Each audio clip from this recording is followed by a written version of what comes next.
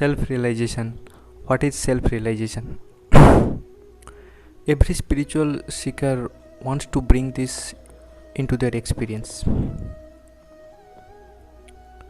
Self-realization is called the highest order of knowledge. Once someone attains this, he has nothing left to know. He becomes an enlightened person. Today I am going to tell you what Sri Sri Thakur tells about self-realization. Sri Sri Thakur is saying about this at the first page of his holy book Sattvanusaran. Please listen carefully. What Sri Sri Thakur is saying is that in the expectation of money, fame or reputation, don't make me God and be devotee. Be careful or you will be defeated. If God did not awake within you, nobody is your God. You may ask, where is self-realization here? If we look into this matter a little carefully, we will find that thing we are actually searching for our whole life. Please see.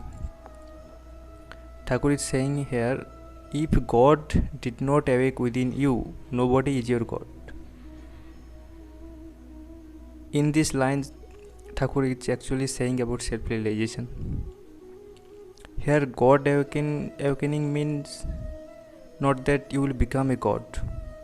The quality of God that already you are will manifest. Now, what we understand as self-realization is the same thing, but we generally like to use the term self-realization, probably because of its difficult pronunciation, as we already go for difficult things. There are different types of religious views, different types of spiritual practices by spiritual masters, but today's people cannot go through this process because in this age the people have not that much time to do meditation. They have not time to read books. They find any shortcut process. So Thakur gives us a very simple path.